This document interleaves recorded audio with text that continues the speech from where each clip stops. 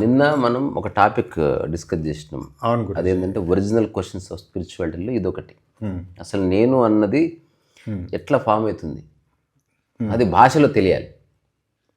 అదేంది just because of mere repetition వల్ల form అవుతుందని ఒకటి తేల్చాము. ఇది ఎవరికైనా క్రాస్ చెక్ చేసుకోవచ్చు.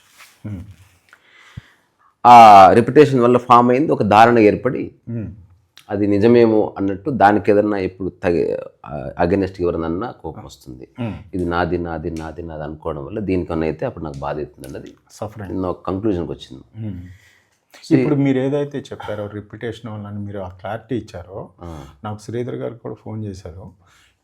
ఈ ప్రస్తుతం ఈ భూలోకంలో కొన్ని కోట్ల మంది ఒక క్లారిటీ కోసం కొన్ని సంవత్సరాలు కొన్ని వందల బుక్కులు చదివినా కూడా అంత తొందరగా రావట్లేదు. మీరు మంచి టాపిక్ మాట్లాడాడు గురూజీ అని.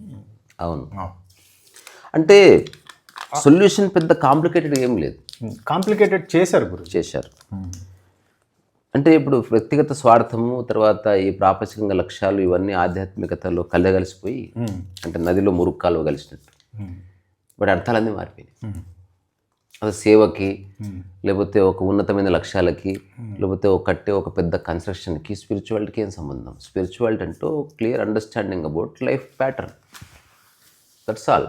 ఒక వ్యక్తి జీవితం అర్థమైన వాడు చెప్పాడు ఎవరికో, సేవ చేయి నీకు పుణ్యం వస్తుంది, లేకపోతే ఇది చేయి. వాడు ఏం చేసినా అన్కాన్షియస్గా చేస్తున్నాడు. నువ్వు చెప్పవలసిన జీవితం అంటే ఏందో ఎక్స్ప్లెయిన్ చేయి. వాడు మేలుకున్న తర్వాత వాడు నచ్చితే సేవ చేస్తాడు, లేకపోతే లేదు. వాడు స్వయం స్ఫురణలో నుంచి వాడు చేస్తాడు. వేరే వాడు చెప్పినంతసేపు చేస్తున్నంతసేపు యు ఆర్ ఎ స్లేవ్. ఒకప్పుడు ఉద్యోగం చేసినా ఇప్పుడు ఎవరు చెప్తే గురువు గారు చెప్పారని సేవ చేస్తున్నావు, అన్నదానం చేస్తున్నావు. That's not right approach. కాకపోతే దడుస్తుంది, నడవని.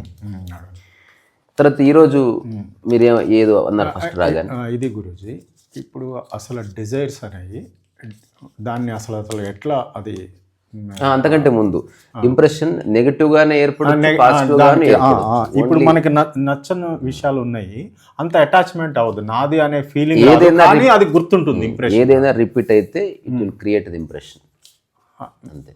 అచ్చా, ఏదైనా ఒక అమ్మాయి బ్రేకప్ చెప్పింది, ఆ అమ్మాయి ముగ్గురు చెప్పింది అనుకుందాం. ఒకడు మరీ సీరియస్ తీసుకుని సూసైడ్ చేసుకోవచ్చు, ఒకడు ఒక 1 వీక్ తాగి బాధపడవచ్చు, ఒకడు ఏముంది క్వైట్ న్యాచురల్ అనుకుంటే అర్థమైంది ఇంప్రెషన్ పడలేదని. సో ఎవడి మైండ్ మీద ఇంప్రెషన్ పడుతుందో వాడు ఎక్కువ దాని గురించి ఆలోచిస్తాడు. రిపిటేషన్. ఈ ఇంప్రెషన్ పడకూడదు అంటే మీరు అన్నారు ఏ రోజుకి ఆ రోజు. ఎవడు జ్ఞాని అంటే ఎవరికి ఆధ్యాత్మిక హృదయం ఉంది, అర్థం చేసుకున్నాడంటే వాడు దేన్ని చూసినా మొట్టమొదటిసారి చూస్తున్నట్టే వాడు స్ఫురణ కలుగుతుంది అనమాట. There is no baggage in the mind. తన మైండ్ని ఓన్లీ ప్రపంచంలో తను బతకడానికి అవసరం కాబట్టి దాన్ని ఒక టూల్గా ఉపయోగించుకుంటాడు తప్ప దాన్ని ఆభరణంగా కాదు. ప్రపంచంలో ప్రతి ఒక్కడు తన మేధస్సు చూసి మురిసిపోయేవాడు, ఒక జ్ఞాని తప్ప. ఒక ఇన్ఫర్మేషన్ బ్యూరో అంతే. ఊరికి అది ఉంది, దువ్వెన లాంటిది. చిక్కుపడితే ఇట్లా అనుకుంటే దువ్వెన క్లియర్ చేస్తుంది. ఐఫోన్ కూడా క్లియర్ చేయలేదు, దువ్వెన చేసే పని ఐఫోన్ చేయలేదు కదా. అట్లనే మెమరీ కొన్ని పనులు చేస్తుంది. ఇప్పుడు మా ఇల్లు ఎక్కడ మెమరీ ద్వారానే నేను తెలుసుకుంటున్నాను, లేదా ఏదైనా ఒక పని త్రూ మెమరీ ద్వారా ఒక ఆర్డర్ క్రోనలాజికల్గా పెట్టగలుగుతున్నాను, లేదా ఈ విషయం గురించి ఏమిటంటే త్రూ మెమరీనే చెప్తున్నాను. మెమరీ ఈజ్ గుడ్, యూస్ఫుల్, కానీ మెమరీనే నువ్వు పోయి ఉండకూడదు. ఆ మెమరీని పట్టుకొని వేలాడకూడదు, మెమరీ పోతే బాధపడకూడదు. మెమరీ నీకుంది, నీవు మెమరీ కాదు అన్న స్ఫురణ నిరంతరం ఉండడం అనేది ఒకటి ఉంది. ఈ రిపిటేషన్కి ఇది జరుగుతుంది కదా గురి, అలానే బాడీకి ఐడెంటిఫికేషన్ అవుతుంది. ఇదేమో ఒక ఇంప్రెషన్ పడుతుంది మనం నిరంతరం అన్నం వల్ల.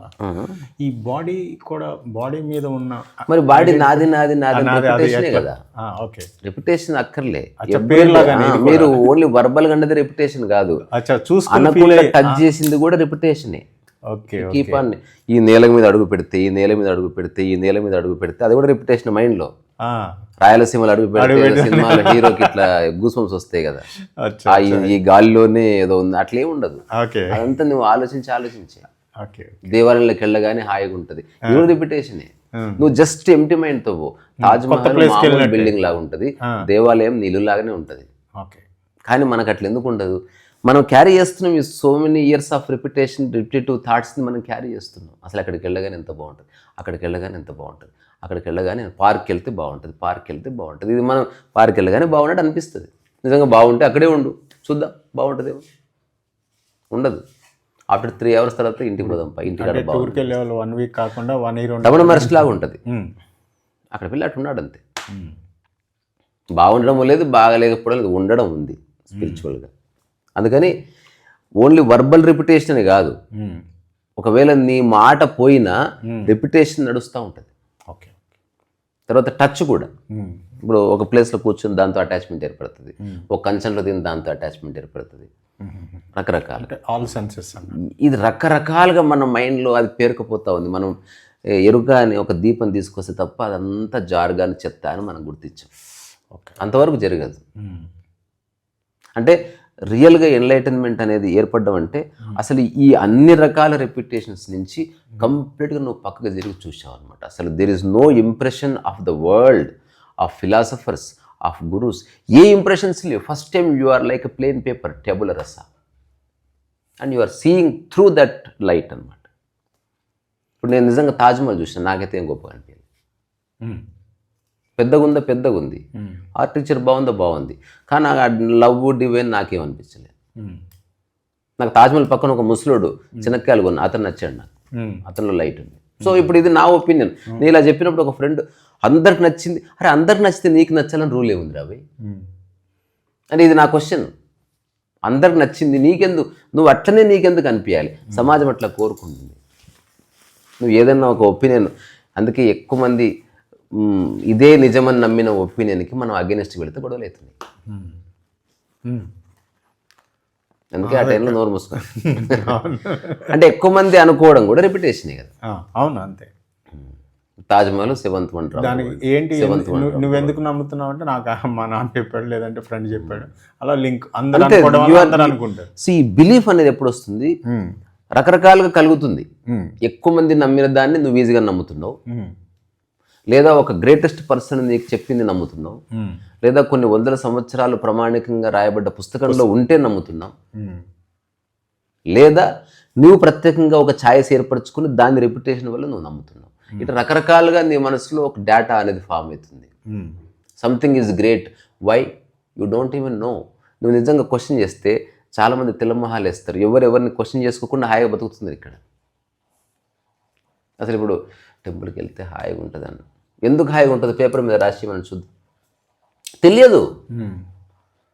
ఇప్పుడు బాగుంటే ఇక్కడే ఉండి చూద్దాం. నువ్వు ఎక్కడ హాయిగా ఉంటుందో అక్కడ ఉంటావా? మళ్ళీ హాయిగా లేని నరకు పని ఎందుకు పోతున్నావు?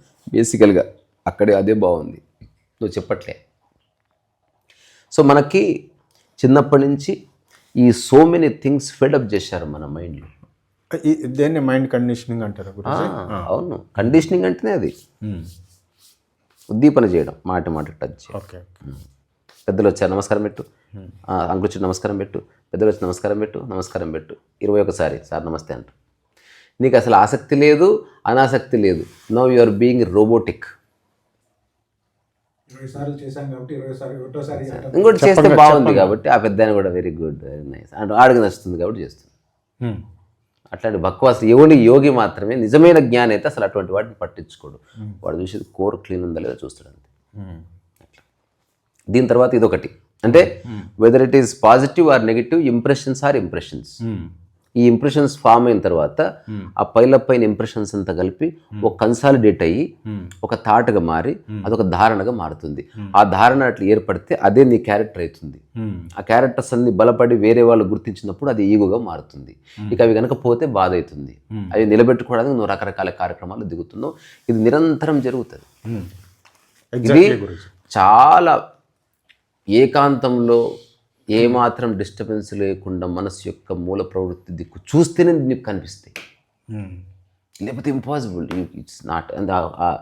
ఈ మైండ్ అనే దాన్ని పట్టుకొని సమాజంలో కొట్టుకుపోతూ you don't even know that what is going through in your mind.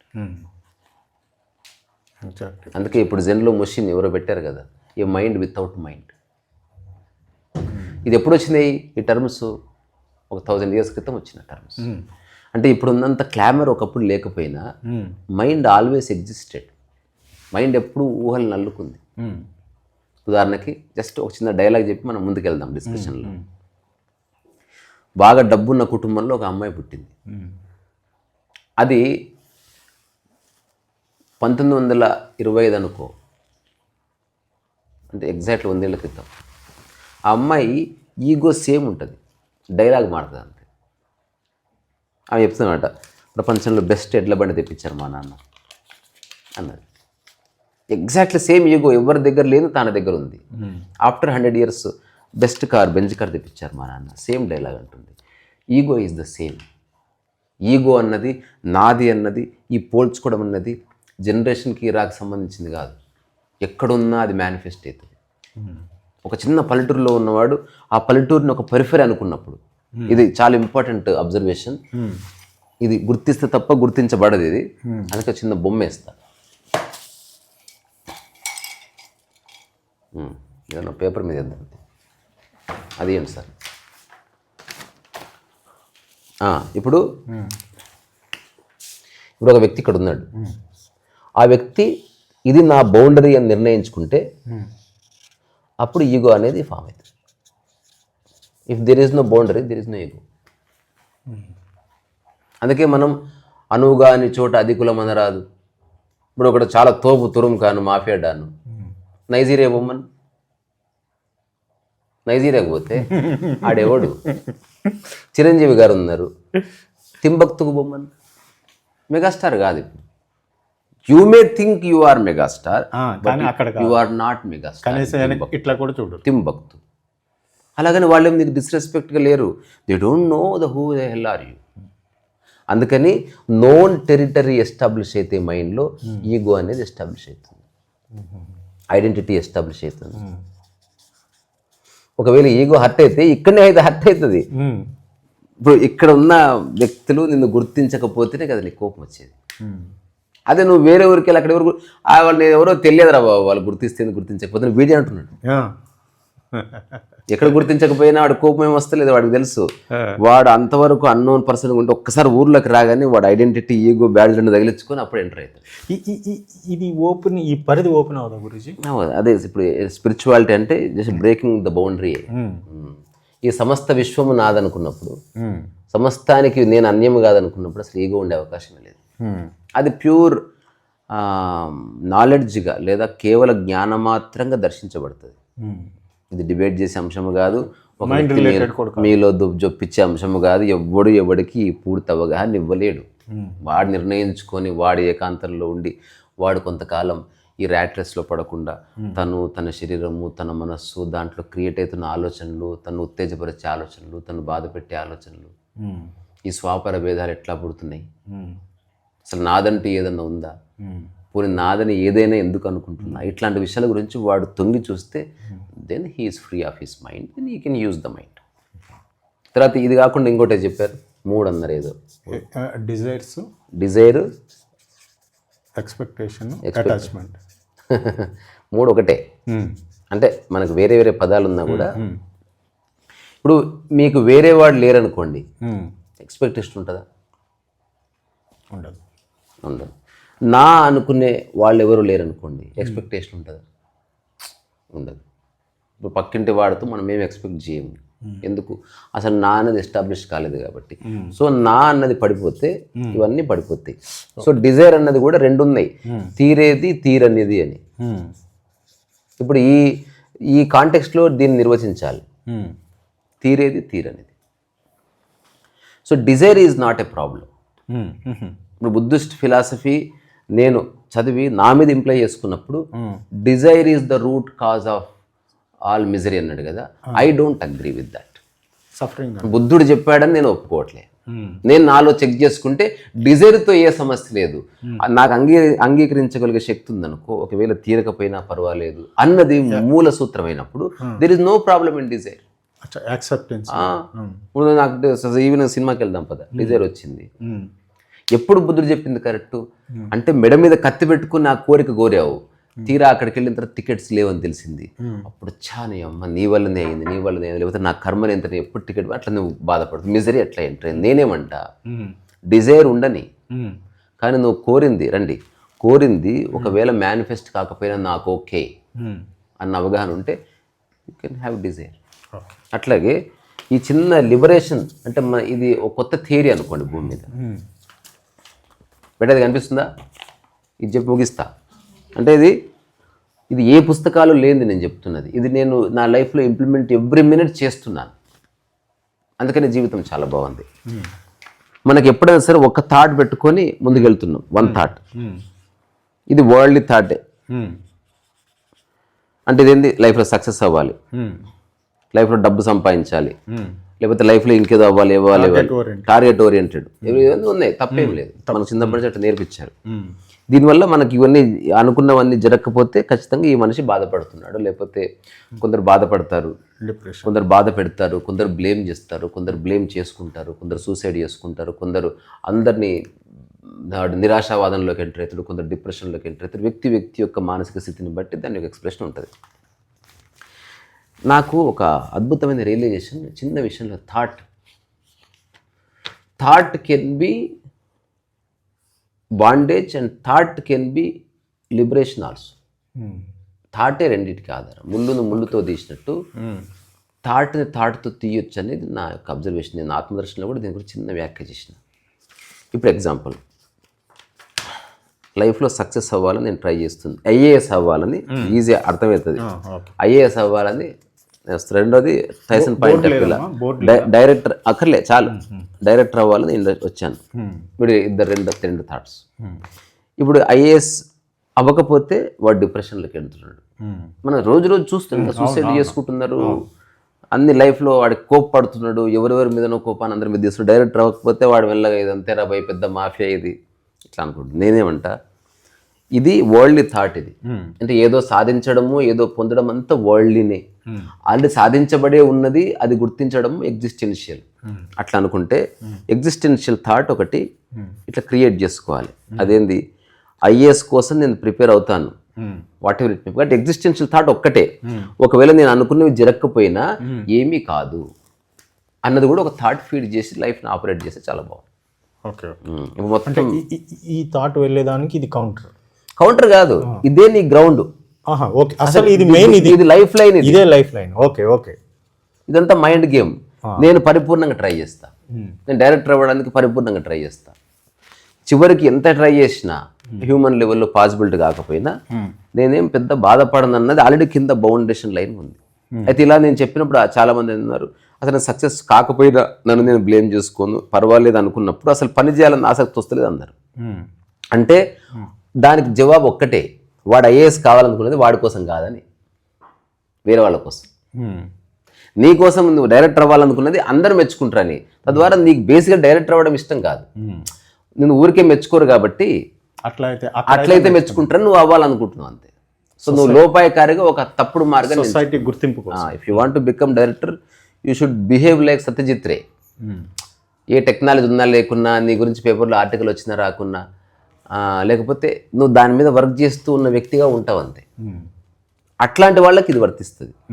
కానీ వాడు గుర్తింపు కావాలి అది డైరెక్ట్ చెప్పకుండా, వాడు గుర్తింపు కోసం ఏదో చేస్తే ఇది కనుక వస్తే గుర్తింపు వస్తుంది అన్న లోపాయకారి ఒప్పందంతో చేస్తున్నాడు అనుకో, వాడు ఆబ్వియస్గా ఇలా అనుకోలేడు. వాడికి అప్పుడు ఖచ్చితంగా విజయం సాధించి తీరాలి. Because he needs recognition, option లేదు అట్లా. కాబట్టి ఏదైనా నా అన్నది ఎట్లా ఏర్పడుతుంది, జీవితం ఆపరేట్ చేయడానికి అది ఓన్లీ వ్యవహారం కోసమే తప్ప జెన్యున్గా నా అన్నది ఒక అబద్ధము ఈ వరల్డ్ పరంగా అని అర్థం చేసుకుంటే సరిపోతుంది అనేది నాకు అనిపిస్తుంది. అయినప్పటికీ ఎన్నిసార్లు చెప్పినా అర్థమవుతున్న గ్యారెంటీ లేదు.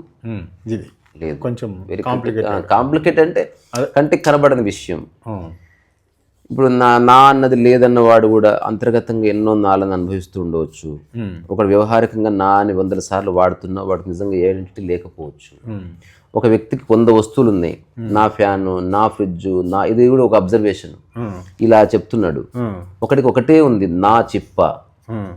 ఇప్పుడు చూడడానికి ఎట్లుంది, ఇతనికి చాలా వస్తువులు ఉన్నాయి, ఇతనికి ఒకటే ఉంది. కానీ ఇతను అనుకుంటే 50 వస్తువులన్నీ ఈజీగా వదిలేసుకునే మానసిక స్థితి ఉందేమో, ఇతను ఒక్క చిప్పతోనే సఫర్ అవుతున్నాడేమో. సో నాకు అనిపించింది, నువ్వు బుద్ధుడు ఇతను అనమాట బేసిక్. అంటే ఎక్కువ ఉన్న ఆస్తులున్నా అది లేకపోయినా పర్వాలేదన్న ఒక స్పృహ కలిగితే కుచ్ ఫరక్ నే పడతా. నేను చాలా మంది బీద వాళ్ళని చూసా, ఓ చిన్న చిన్న వాటి కోసం ఘోరంగా కొట్లాడతారు. వీళ్ళకి రాజ్యాల మీద ఉన్న ఆసక్తి కంటే వాడికి ఆ చిన్న చిప్పు మీద, ఆ చిన్న రెస్పెక్ట్ మీద, ఓ పెన్ను మీద అటాచ్మెంట్ ఉంటుంది, ఒక కంచెం మీద అటాచ్మెంట్ ఉంటుంది. నేను చూశాను, కొత్తగా వచ్చిన కోడలు పీచు పెట్టి స్టీల్ కంచానికి రుద్దితే ఆ స్టీల్ కంచానికి గీతలు పడ్డాయి కదా, విడాకులు దాకా పోయింది. ఆ స్టీల్ కంచము మా ఆయన నాకు గిఫ్ట్ ఇచ్చింది, దాని మీద నువ్వు పెట్టరాక స్టీల్ కంచం. నేను అదే చెప్పిన. అంటే ఇప్పుడు నాకు అర్థం ఏంటంటే, ఒకడికి 100 వాటితో అటాచ్మెంట్ ఉన్న కనిపిస్తున్న వాడు అనుకుంటే అన్నిటి నుంచి వాడు బయటపడగలడు. కానీ ఒకడికి ఒక్కటే ఉన్నట్టు ఉంటుంది, వాడు ఘోరంగా సఫర్ అవుతాడు. అందుకని మన ఐస్ ఆర్ డిసీవింగ్. మనం చూస్తున్నది నిజం కాదు. ఒకటి దగ్గర ఏమీ లేనట్టు కనిపిస్తుంది, వాడికి ఘోరమైన రిప్రెషన్స్ ఉంటాయి లోపల. ఒకడు చూడ్డానికి అందరితో హాయ్ హలో చెప్తున్నాడు, అమ్మాయిని కలుస్తున్నాడు, వాడు అవసరం కారెక్కిపోతున్నాడు, చూడ్డానికి వాడు ఒక రకరకాల విషయాలకి లోలుడిగా కనిపించవచ్చు.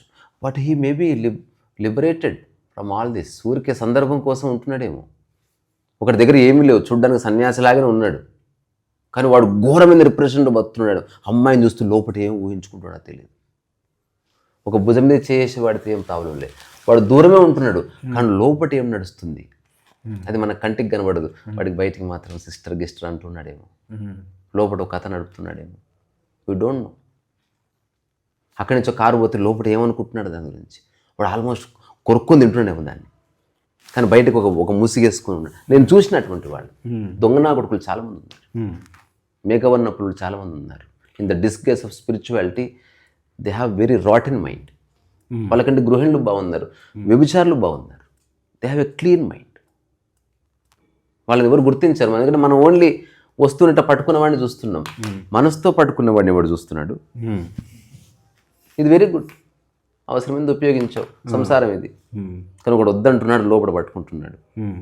వాడికి ఉన్న డీప్ రూటెడ్ అటాచ్మెంట్స్ మన కంటికి కనబడవు కాబట్టి మనం ట్రస్ట్ చేస్తాం. అందుకే భంగపాటు అవుతూ ఉంటారు అనమాట.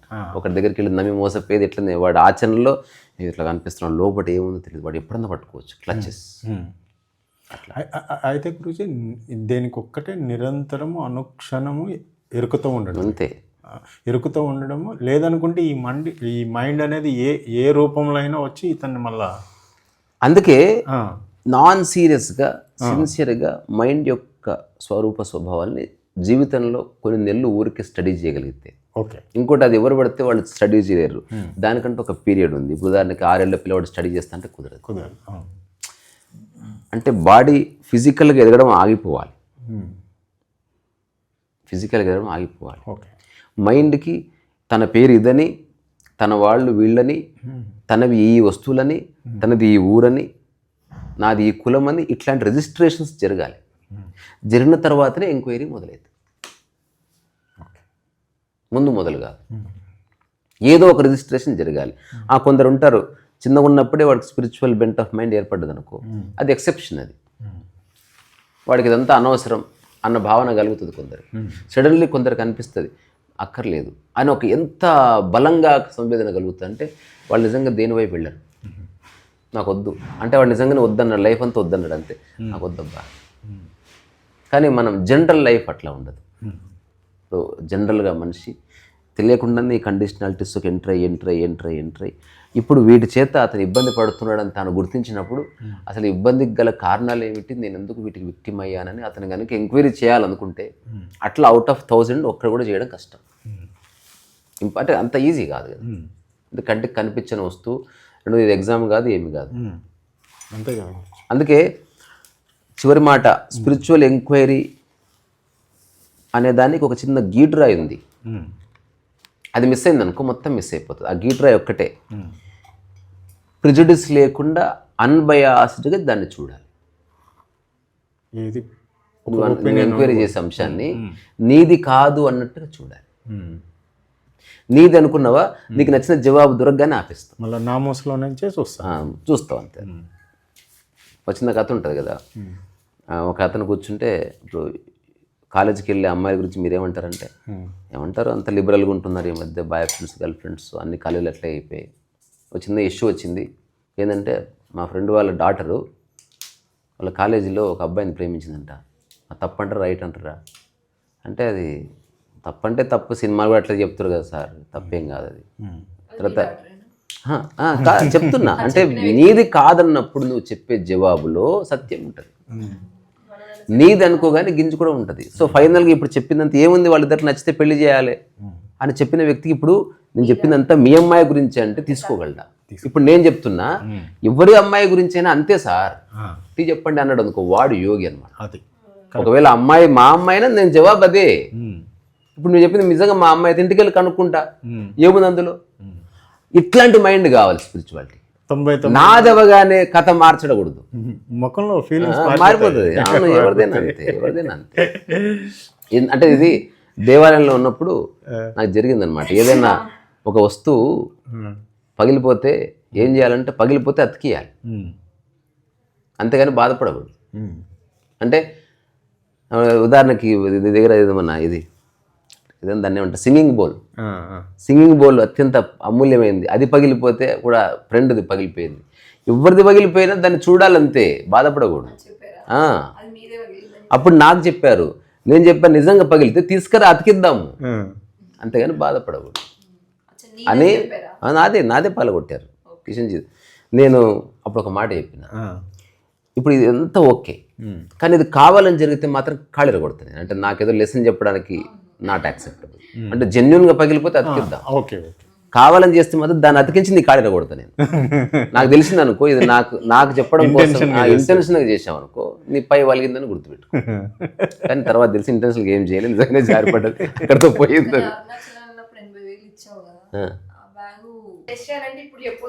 ఎప్పుడు టెస్ట్ చేసి ఇంకో విషయం తెలుసా, ఇప్పుడు నేను ఇంత రూఢిగా చెప్పడానికి ఒక కారణం ఉంది. నేను కంప్లీట్ లిబరేషన్ అంటే ఇప్పుడు నేను ఉత్త ఫిలాసఫర్గా పండితుడిగా చెప్పట్లే, I'm genuinely I have understood all this. నేను ఎన్నోసార్లు చెప్పిన కదా, ఒకవేళ ఇప్పుడు నేను క్రియేట్ చేసుకున్న ఆస్తులని పోయి ఓకే సరేలే అంటే అట్లీస్ట్ నేను అంటున్నది వేరే, నువ్వు మొత్తం విను. ఒక మాట నేను అంటున్నది ఒకటి అంటున్నది, నాకు దాంతో అటాచ్మెంట్ లేదని చెప్తున్నా, అంతే, అంతకుమించి ఏమి లేదు. నేను పోవాలని నేను ఎందుకు కోరుకుంటా అంటే, ఒకవేళ ఇది ఒక సినిమా, అరే నా ఎగ్జాంపుల్ నేనే ఇస్తా సరే, ఆ టాపిక్ వదిలే, అనలే, అట్లీస్ట్ నువ్వు రికార్డ్ చేసుకుంటా అనలే, కోరుకో.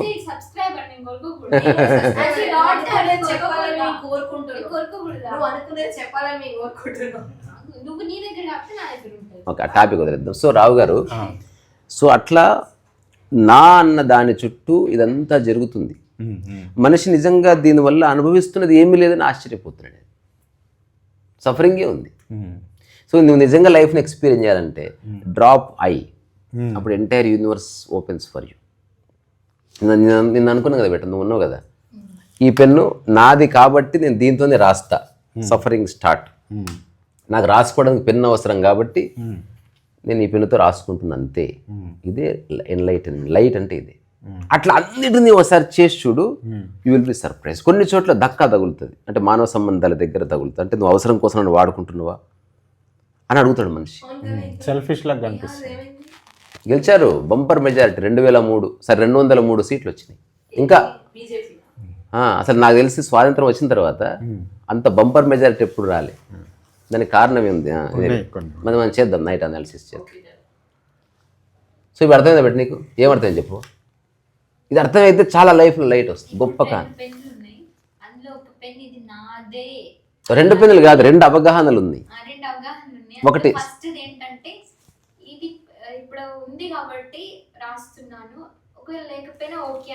కాదు లేకపోయినా ఎవరిదో ఒక పెన్ను తీసుకొని రాస్తాను, నాకు రాయడం ముఖ్యం. ఉదాహరణకు బ్యాంక్ వెళ్తే సంతకం పెట్టినప్పుడు నీ పెన్ను కోసం ఉంటావా, సార్ ఒకసారి పెన్ను ఇస్తారా రావు గారు అంటావు కదా.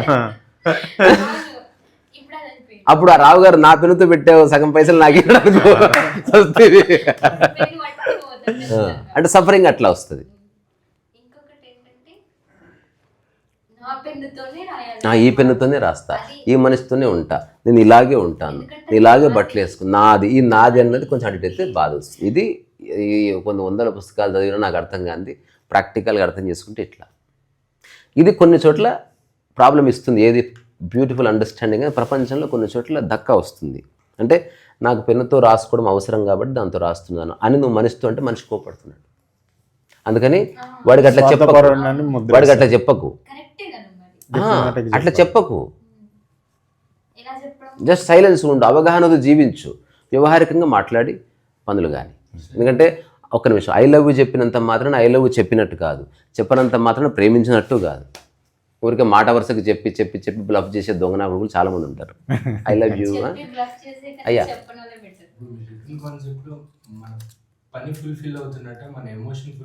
అసలు ఇక్కడెక్కడ ఎమోషనే లేదు. ఎమోషన్ ఎప్పుడు వస్తుంది? నాది దీంతోనే రాయాలన్నప్పుడు ఎమోషన్ వస్తుంది. అంతే, నీకు అవసరం అది పని, అంతే కదా. ఇప్పుడు భోజనం చేయడం ఇంపార్టెంట్, అంతే. అప్పుడు నిజంగా మనం అనుకున్న దీన్ని ఇంప్లిమెంట్ చేయాలంటే చాలా చోట్ల అడ్డుకట్ట వస్తుంది. నేనే చెప్తున్నా.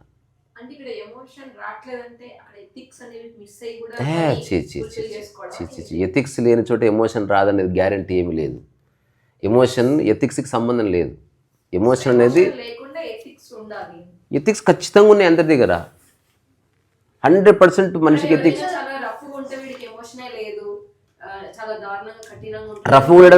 రఫ్ ఉండటమే ఎమోషన్. ఎందుకు లేవు?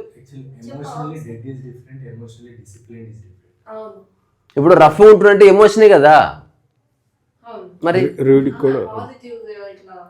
ఏ ఎమోషన్ అయినా అది డేంజరస్సే. అయ్యా రండి ప్లీజ్ కమ్. అట్లా కాకుండా నువ్వు నార్మల్గా ఉండి పని చేసుకో. ఉదాహరణకి చిన్న ఎగ్జాంపుల్ చెప్తా, ఇప్పుడు ఎవరన్నా నిజంగా అవును కదా అన్న ఎగ్జాంపుల్ ఇది. ఇప్పుడు హాస్పిటల్లో ఒకటి తీసుకెళ్తారు, టైసన్ హృదయ స్పందన కదా, వీడు ఆరోగ్యంగా ఉన్నట్టు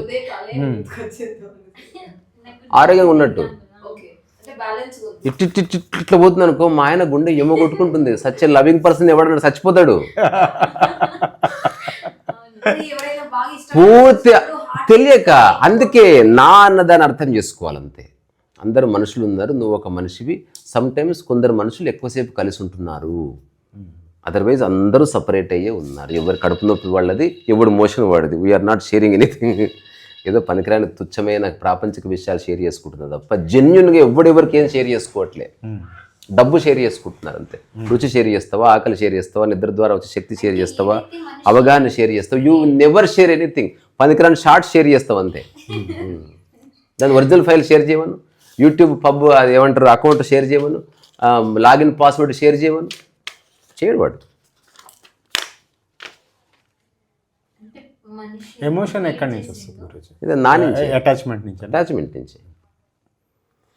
ఎమోషన్ మళ్ళీ రకరకాలుగా వస్తుంది. అటాచ్మెంట్ ఉన్నా లేకున్నా ఒక దాని గురించి ఎక్కువ ఆలోచించడం, అది హఠాత్తుగా కనిపించినప్పుడు ఎమోషన్ వస్తుంది. ఇప్పుడు ఉదాహరణకి హఠాత్తుగా సినిమాలో దేవుడు ప్రత్యక్షం కాగానే ఇట్లా దండకాలు పడతారు కదా, దేవుడు అట్లే ప్రత్యక్షమే అక్కడే ఉన్నాడు అనుకో, 1 hour 2 hours 10 hours తర్వాత దండకం అయిపోయింది 15 గంట తర్వాత. అప్పుడు అంటది ఎంతసేపు ఉంటావు అంత పెద్దగా అంటే చిన్నగా స్టార్ట్ అవుతుంది. అంటే ఎప్పుడు విశ్వరూపం ఉంటుందా అంటే మేడం నొప్పి లేస్తుంది అని ఇవన్నీ అనొచ్చు. అదే షార్ట్ స్టింట్ ఉంటుంది కాబట్టి నీకు బాగుంటుంది. అంటే ఇప్పుడు శ్రీకృష్ణుడు విశ్వరూపం చూపించింది కూడా నువ్వు ఈ ఇందాక మీరు చెప్పిన చిన్న పరిధిలో ఉంటున్నావు, ఇది కాదు ఓపెన్ అవ్వు అని ఆయన మనకి. విశ్వరూపం అంటే నీ మైండ్లో ఉన్న అజ్ఞానం తీసేశాడు, క్లియర్గా చూస్తున్నావని దానికి సింబాలిక్. నేను ఒక స్క్రిప్ట్లో రాసింది ఏంది, నా కోసం విశ్వరూపం చూపించావా కృష్ణ భగవాన్ అంటే, నీ బొంద అటువంటిది ఏమీ లేదు, నేను అంతే ఉన్నా, నిన్ను చిన్నగా చేసిన అంతే, ఐఎమ్ ద గాడ్ అంటాడు అనమాట. నిన్ను చిన్నగా చేసిన నేను నా సౌలభ్యం కోసం, దేవుడు నీ కోసం పెద్దగా చిన్న కాడు. Understand that. దేవుడు అంటే ఎప్పుడు సేమ్ ఉంటాడు. నీకేదో గొప్ప విషయం, దేవుడు ఎందుకు పెద్దగా కావాలి? నీవు అజ్ఞానంలో చిన్నగా అయినావు, నీ జ్ఞానం వస్తున్న కొద్ది నాకు ఈక్వల్గా అవుతావు. అది సింబాలిక్. అది ఓకే, అట్లా కరెక్ట్.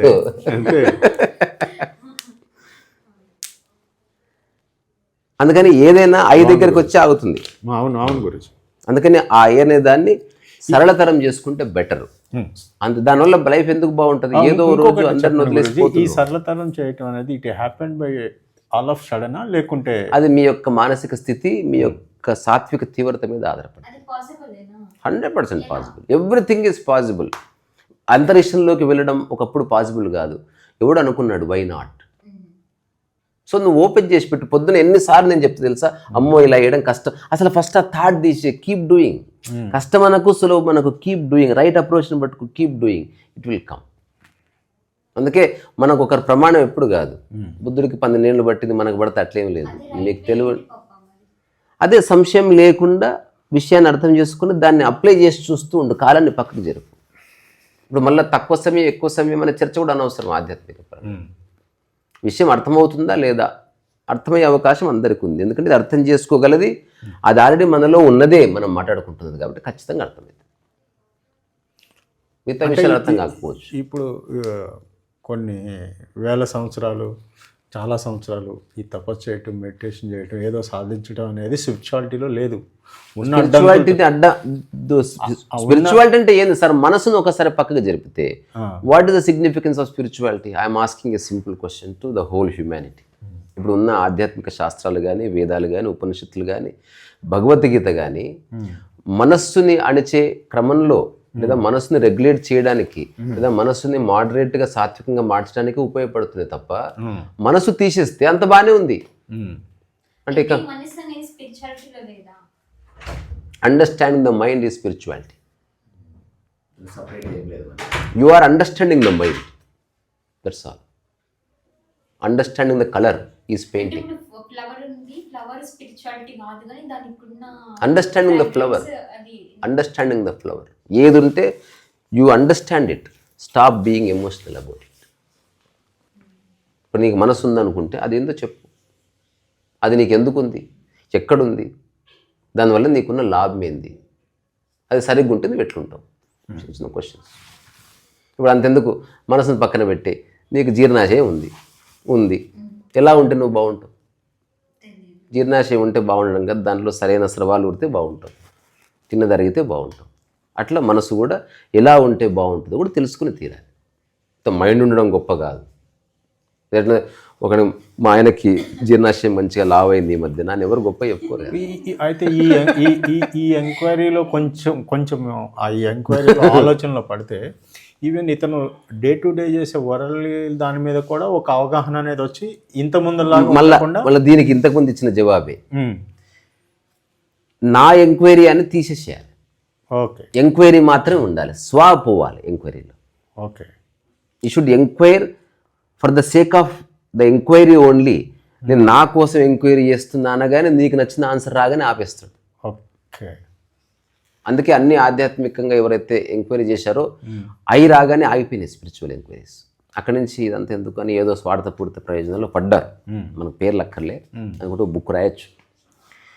అట్లా కాకుండా ఇంతకుముందు ఇచ్చిన ఎగ్జాంపుల్, ఒక అమ్మాయి లేచిపోతే పర్వాలేదా, లేకపోతే ఒక అబ్బాయిని పెళ్లి చేసుకుంటే పర్వాలేదు, అతను సలహా ఇచ్చాడు, ఏం పర్వాలేదు, ఇప్పుడున్న జనరేషన్లో వాళ్ళకి నచ్చితే పెళ్లి చేసేయండి సార్, కానీ పేరెంట్స్ కొంచెం ఒక 5-6 సంవత్సరాల వాళ్ళ సంరక్షణలో ఉంచుకొని కొంత ఆస్తి వాళ్ళకి ఇచ్చి వాళ్ళంతకు వాళ్ళు ఇండిపెండెంట్గా మారేవారు కొంత పర్యవేక్షణ ఇస్తే ఓకే అని చెప్పాడు అనుకో. ఇది మీ అమ్మాయికైనా ఇదే సలహా ఇస్తారంటే అవును అని చెప్పిన రోజు హీ స్పిరిచువల్.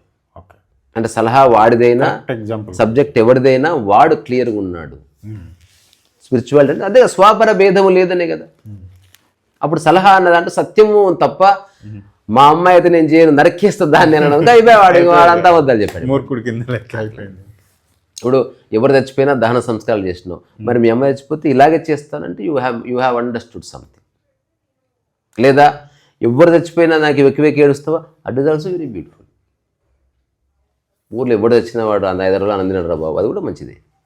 అప్పుడు అమ్మ లేదు, నాయన లేదు, పక్కింట్లో కుక్క లేదు, వాడికి ఎవడైనా ఒకటే. సో సమ్వేర్ సమత్వంలోకి నీ మనసు వచ్చినప్పుడు ఈ స్వాపర భేదాలు పోయి ఎంక్వైరీ అనేది జెన్యున్గా జరుగుతుంది. ఇప్పుడు నేను చెప్తున్నది వెరీ రేరెస్ట్ డిస్క్రిప్షన్. ఈ ఎగ్జాంపుల్ ఎందుకు 2 సార్లు చెప్పినట్టు నీకు అర్థమైందారా? ఏదైనా సలహా ఇచ్చినప్పుడు అది నీవు నాది కాదు కాబట్టి ఇచ్చే సలహా నీది కాదు, అది నీ మీదకి వేసుకున్నప్పుడు ఖచ్చితంగా మార్చేస్తావు. అట్లా కాకుండా నువ్వు ఆచరించగలిగేది సలహాగా చెప్పు, నాకైతే ఇంతే తెలిసింది అని. అట్లా కాకుండా సత్యం ఒకటి ఉంది కదా, సత్యం ఎప్పుడు ఒకటి ఉంటుంది, అది కనుక చెప్పావనుకో అది ఎవరికైనా అప్లై అయ్యేది, అది కరెక్ట్ అని చెప్పాలి. ఒకవేళ అది నీ మీదకి వచ్చినా నేనైనా అది అలాగే చేస్తానని చెప్పాలి. ఇప్పుడు నేను ఏమేమి చెప్తున్నానో I will take it on myself. అంటే అదొక్కటే ప్రమాణం రా. ఇంక నువ్వు బయటికి కథలు పిట్ట కథలు చాలా చెప్పి నువ్వు తీరా నీ దగ్గర వచ్చినప్పుడు ఇప్పుడు నేను ఎందుకు నా ఆస్తి ఎగ్జాంపుల్ ఇస్తా అంటే ఐఎమ్ రెడీ టు గో, లేదా అది ఏది లేకపోయినా మానసిక ప్రశాంతతకి సంబంధం లేదు అని నేను గుర్తించాను. అది నాకు తెలియాలంటే ఉన్నదేదో పోవాలని ఊరికి సరదాగా అంటున్నా, పోతుందని కాదు. పర్ఫెక్ట్ గురూజీ. ఓకే, ఇది చాలా ఇంట్రెస్టింగ్ కాన్వర్జేషన్ ఇది. అంటే జనరల్గా మనం ఫిలాసఫీస్ అట్లా మాట్లాడవచ్చు, కానీ సబ్జెక్ట్ మనమే అయినప్పుడు దాని అందం వేరే. అబ్బా ఇంతకుముందు చెప్పినావు కదా, అంటే ఎవరు చనిపోయినా 5 days వరకు ఫుడ్ తినరు, అది ఓకే అని అన్నారు. అంటే everything is okay when it is there is equality, నీ నా భేదం లేకుండా. అక్కడ మనకి ఎమోషన్ పర్సన్తో ఉంది కదా, లేదా అసలు ఏ పర్సన్తో ఏ ఎమోషన్ ఉండదు. అంటే ఎవరు చనిపోయారు, వాళ్ళు తెలియని వాళ్ళు చనిపోయిన నువ్వు సరిగ్గా తొంగి చూస్తే రియల్ మ్యాజిక్ వేరే ఉంది. ఎమోషన్ నీకు పర్సన్తో లేదు. ఎమోషను ఆ పర్సన్ గురించి నువ్వు క్రియేట్ చేసుకున్న థాట్ ఉంది కదా, దాంతో ఉంది. Nothing to do with the person. ఆ పర్సన్ గురించి నువ్వు ఒకటి అనుకున్నావు చూడు, దీనికి డ్యామేజ్ అవుతుంది అనమాట. ఉదాహరణకి ప్రతిరోజు నువ్వు ఇంటికి రాగానే భోజనం పెడుతుంటే మొగుడు అని ఏడుస్తుంది. ఇప్పుడు ఈ థాట్ అడుగుతుంది, రేపు ఎవరికి పెడతావు భోజనం, దీనికి జవాబు ఏలేక వస్తుంది అనమాట. It's nothing to do with the person. ఆ పర్సన్ గురించి నువ్వు ఎక్స్ట్రాక్ట్ చేసిన ఒక ఎమోషన్ చూడు, అది సఫర్ అవుతుంది. అందుకే మెమరీస్ అక్కర్లేదు. మంచి జ్ఞాపకము చెడు జ్ఞాపకము రెండూ నీ యొక్క ఆనందమయ జీవితానికి అవరోధం. అది అబద్ధం కాదు, సత్యం ఇది. Neither have good or bad, ఈ రెండు మెమరీస్ వద్దు. సమాచారం ఉంది, ఇతను నా భర్త, ఇతనితో ఉన్నాను, అతనికి ఏదో అనుకోని కారణంలో అనారోగ్యం వచ్చింది, అనారోగ్యం రావడం కామన్, తెలుసుకో, సర్వసాధారణ. మంచి డాక్టర్ దగ్గర వెళ్ళడం అనుకోవడం కరెక్ట్. ఎమోషన్ లేకుండా డబ్బు, నీ దృష్టి వాడిని సాగొట్టడం కాకుండా డబ్బు మీద పెట్టు. ఇప్పుడు నీకు ఆపర్చునిటీ వచ్చింది, ఏదో ఇతను బతికిద్దాం రా, మనందరం సలహా చేయొద్దు. నువ్వు హెల్తీగా ఉండి నువ్వు ఆపరేట్ చేయొచ్చు. అసలు ఉత్తుగా బెంబేలు ఎత్తిపోయి ఇప్పటి వరకు ప్రపంచంలో అసలు ఏ మనిషి మరణించలేదు, మరణించే మొట్టమొదటి మానవ మాతృడు వాడే అన్నట్టు బిహేవ్ చేస్తారు. ఓ హాస్పిటల్కి పోతే గంట కూడా పోతా ఉంటాడు. అందులో మన వాళ్ళు లేకుండా చూసుకోవాలి. I'm okay with it. కానీ నువ్వు ప్రయత్నం చేయి, ఏ డబ్బులు సమకూర్చు, లేకపోతే యూట్యూబ్లో ఒక వీడియో చేసి పెట్టు. ఆ టైంలో రైట్ ఫ్రెండ్స్ ఎవరో చెక్ చేసుకో, ఎంత చేయాలో అంత చేయాలి. ఒకటి వాళ్ళది బొమ్మను ఏదన్నా 3D ఇమేజ్ చేసి పెట్టుకో, ఆర్డర్ ఇచ్చుకో ఇప్పుడే. ఇప్పుడు నువ్వు కూడా ఏదో రోజు పోతావు కదా, మరి అదొక్కటే అల్టిమేట్. ఉన్నప్పుడు బాగుండు, పోతున్నప్పుడు పోకుండా ఉండే ప్రయత్నం చెయ్యి. ఇంకా ఏదైనా డాక్టర్ మీ ఓడి వెళ్ళిపోతున్నా అంటే చివరికి ఒక ఫోటో దిగు, టాటా బాయ్ బాయ్ చెప్పు, మర్చిపోవండి. సెండ్ ఆఫ్ పర్ఫెక్ట్గా ఇవ్వాలి అసలు. అట్లా నేను నా లైఫ్లో కాన్షియస్గా సెండ్ ఆఫ్ ముగ్గురికి ఇచ్చిన, మా చిన్నాన్నకి ఇచ్చిన మొట్టమొదటి సెండ్ ఆఫ్ అది. ఆ రోజు నాకు జీవితం మూలం అర్థమైనా కూడా నేను తట్టుకోలేకపోయినా, ఘోరంగా ఏడ్చేసి బెబ్బులు ఎత్తిపోయి ఒక 2 రోజులు దమక్ ఖరాబ్ అయింది. నాకు తెలిసినా స్టిల్ నేను అది ఇంప్లిమెంట్ చేయలేకపోయినా. తర్వాత మా సరోజమ్మత చనిపోయినప్పుడు I give a beautiful send. ఆమె ఇంకో ఆమె. తర్వాత మా బుచ్చారెడ్డి గారు చనిపోయినప్పుడు పర్ఫెక్ట్ సెలబ్రేషన్ సెండ్ ఆఫ్. నేను చెప్పిన ఆయనకి, మీ శరీరం అంటే ఇది డ్రాప్ అవుతున్నట్టు తెలుస్తుంది, నాకు తెలిసి ఒక 1.5 days ఇట్ విల్ బిగన్. బుచ్చారెడ్డికి చెప్పినది నేను, ఆయన నా కళ్ళలోకి చూసినప్పుడు హాస్పిటల్ బెడ్ మీద. సో నేను మళ్ళీ మిమ్మల్ని కలవకపోవచ్చు, ఇదే నా చివరి దర్శనం. ఎందుకంటే నేను మీ శరీరంతో ఎప్పుడు అసోసియేట్ అయ్యి లేను. కాకపోతే ఈ బ్యూటిఫుల్ బాడీ కూడా ఉంది కాబట్టి చివరిగా ఒకసారి దానికి టచ్ చేసిపోతాను. జస్ట్ ఒకసారి కాళ్ళు అట్లా లైట్గా టచ్ చేసి నేను తిరిగి కూడా చూడలే. అతను నేను బయటికి రాగానే ఒక మేడం ఉన్నది, సార్తో అటాచ్మెంట్ అసోసియేషన్. సార్కి ఎట్లుంది అన్న, ఒకసారి ఇట్లా సైడ్కి వస్తారా అమ్మా అంటే వచ్చింది. చేయి తీసుకొని, ఇక్కడ ఎవరు లేరు, ఏడవాలనిపిస్తే ఏడువాను. ఫస్ట్ డైలాగ్ ఇది. ఏడ్చిందిరా టైసన్ను, ఘోరంగా ఏడ్చింది ఒక 5 నిమిషాలు. ఎప్పుడైతే ఏడ్చింది ఒకసారి ఈ మీద వచ్చేసి ఇట్లా కొట్టి, ఇంకా లైఫ్లో ఏడవకన్నా ఆ మనిషిని తలుచుకొని. నువ్వు ఆ మనిషిని తలుచుకొని ఏడ్చినాక it is insult for him. Understand life, అతను చెప్తున్నది అది. దాన్ని మన ఊరికే ఇట్లా మన మూర్ఖపు తత్వాల్లో అతను చూడడానికి వెళ్ళేది. ఇది నా సలహా మాత్రమే. కానీ ఏడవాలనిపిస్తే ఏడుచుకో. నాకైతే ఏడుపు లేదు. I'm so happy that I made this man. నేను నాకు 100% బుచ్చారెడ్డి గారు రేపు వెళ్ళి ఉండిపోవచ్చు, బట్ ఆల్రెడీ నేను సెండ్ ఆఫ్ ఇచ్చాను, నేను రాను. అతని తర్వాత దహన సంస్కారాలు నాకేం ఫోన్ చేయొద్దు, నేను రానని చెప్పి వచ్చేసిన. తర్వాత కింద మా ఫ్రెండ్ ఉన్నాడు వెంకటేశ్వరికి, ఎవరో నాకు గుర్తుంది, పారా టీ తాగుదా, నువ్వు మనిషివా అంటే లేదు నేను ఒక్కడే మనిషిని, మిగతా వాళ్ళ సంగతి నాకు తెలియదు అని చెప్పి వచ్చేసిన. అట్లా అంటే అన్నెసెసరీ బ్యాగేజ్ ఏం లేదు. ఇప్పుడు ఎవరెవరైతే నా కళ్ళకు కనిపిస్తున్నారో they may leave this world. ఎప్పుడు నా అద్దంలో నేను చూసుకుంటే I may leave this world. తెలిసిపోయింది ఈ తొక్కలో బాధ ఏంది, పోనీ ఎలాగపోతారు కాబట్టి రోజు 5 నిమిషాలు 7 అలవాటు అని అవుతుంది. అట్లా దాని అర్థం ఎలాగ పోతున్నాం కదా అని దాన్ని చంపమని కాదు, అది మిస్అండర్స్టాండింగ్. ఉన్నంత వరకు దాన్ని సజీవంగా ఉంచుదాం. అది ఖచ్చితంగా డిసప్పేర్ అవ్వడానికే. తర్వాత మనం రామ్తో కలిసి ఒక టాక్ చేద్దాం అనుకున్నాం, మీరు ఆశ్చర్యపోతారు. అది రామ్ లేడు. అసలు 120 ఏళ్ళు బతకాలంటే సహాయం, ఒకవేళ బతకాలని మనిషి అనుకుంటే వేటి వల్ల అతను బతుకుతాడు. ఇంటర్నెట్ ఏం చెప్పింది తెలుసా? Not because of food, not because of yoga are exercise, not because of money. అంటే ప్రపంచం వేటి వెంట పడుతుందో అవేవి నీ జీవితానికి కారణాలు కాదు. మరి దేనికంటే జస్ట్ ఇప్పుడు నేను చెప్పే సారాంశం అవుతుంది, don't think too much about others, live in the present. నీ యొక్క బ్రెయిన్లో నరాల్ని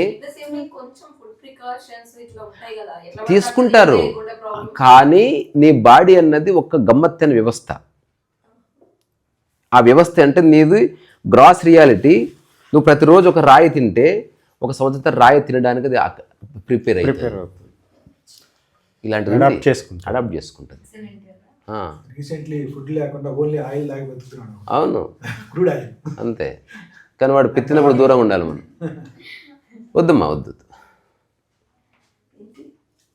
ఏదో టీ ఏదో అడిగితే వద్దని. ఓకే బేటా, రైట్. ఇది వెరీ ప్రాక్టికల్ అప్రోచ్ స్పిరిచువాలిటీకి సంబంధించింది. ఇందులో తాదాత్మత, ఉన్మత్తత, భావోద్వేగాలు అటువంటివి ఏమి లేవు. అదంతా అబద్ధమే, అదంతా మిస్అండర్స్టాండింగ్ వల్లనే వస్తుంది. నువ్వు ఎవరిని చూస్తే నీ గూస్ బంప్స్ ఎందుకు వస్తున్నాయి? అది పరిచయం లేదు కనుక, అంతకుమించి ఏమీ లేదు. అది నిజంగా పరిచయం అయితే ఏ గూస్ బంప్, ఇప్పుడు అమ్మని చూస్తే ఏ గూస్ బంప్స్ రావు. ఆరోగ్య స్థితి అది. నీకు ఎవరిని చూస్తే గూస్ బంప్స్ వచ్చిందంటే సంథింగ్ గాన్ రాంగ్ అని.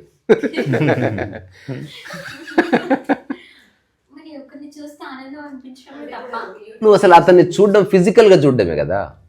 అతను ఉన్నాడన్న భావనలో జీవితంతో ఉండు, తప్పేమి లేదు. కానీ దానికోసం ప్రిపేర్ అవ్వకూడదు.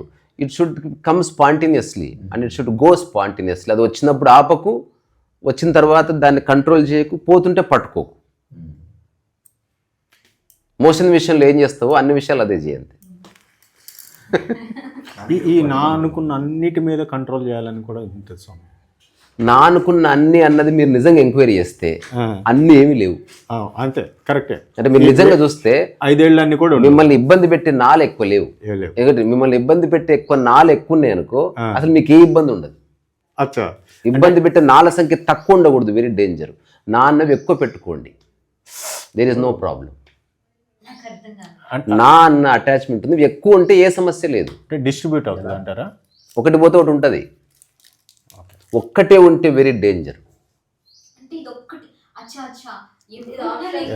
ఇది నాకు ప్రాక్టికల్గా అర్థమైంది.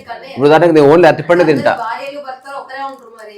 నేను చెప్పేది అందుకే అంటున్నా, అక్కడ లైఫ్ని అర్థం చేసుకోవడం ముఖ్యం. నేను చెప్పేది నా అన్నది భార్య ఓకే, దాంతోపాటు నేను ప్రతిరోజు క్యారమ్ బోర్డ్ ఆడతా, సార్ డిఫరెంట్ నాస్ పెట్టుకో. నేను మనుషులంటే భార్యలు ఎక్కువ మంది, నేను చెప్పేది దాంట్లోనే విభజన చేసుకోవచ్చు. అప్పుడు ఇంటెన్సిటీ తగ్గుతుంది. ఒక్కటే ఉండి అదొక్కటే అనుకుంటే ఇంటెన్సిటీ చాలా పెరిగి నీకు బ్రెయిన్ స్ట్రోక్ వచ్చి పడిపోయే ప్రమాదం ఉంది. పోయిన తర్వాత రిప్లేస్ గురించి కాదు, నా అన్న దాని యొక్క విభజన. ఇది ఒక అబ్జర్వేషన్ చెప్తున్నా. ఒక్కటే దాంతో too much attachment is not good. అది అంతే. ఒక 10 చట్నీలు పెట్టుకో, అందులో ఆ చట్నీ కూడా ఉంచుకో, తప్పేం లేదు. అంటే ఇంటెన్సిటీ ఈజ్ గాన్. అట్లా 100%. మనం బాలినప్పుడు ఎన్ని బాగున్నాయి, ఏం లాభం. ఎట్లంటే తాత ఇంటికి రంగేయించడం అంటే నా కండ్లే కనబడవు, ఏమేస్తే ఏమి. ఇప్పుడు తాతకి కండ్లు కనబడకపోతే ఇంటికి రంగేసినా ఓకే, గోడకు ఆవు వచ్చి డైరెక్ట్గా పేడేసినా ఓకే, వాడికి సంబంధం లేదు. అంతే కదా, ఇప్పుడు నీవు బాగున్నంత వరకు మిగతా అంత బాగుండాలని చూస్తున్నావు. నీ దమాకే ఖరాబ్ అయింది అనుకో, ప్యాలెస్ కూడా అగ్లీగా అనిపిస్తుంది. అందుకని మనం మానసికంగా ఏ బర్డన్ లేకుండా న్యూట్రల్గా దీపం ఎట్లుంటుంది అట్లా ఒక చిన్న కాంతిలాగా ఉంచుకుంటే యూ యాక్చువల్లీ సీ వరల్డ్ కానీ నేచర్ కానీ ఇన్ ఎ బ్యూటిఫుల్ లైట్. అది ఎక్కువ లేదు, తక్కువ లేదు, గొప్పగా లేదు, మామూలు లేదు, ఎట్లుండాలని అట్లుంది. దాంతోపాటు నువ్వు జీవిస్తున్నావు, అంతే, అక్కడితో అయిపోతుంది.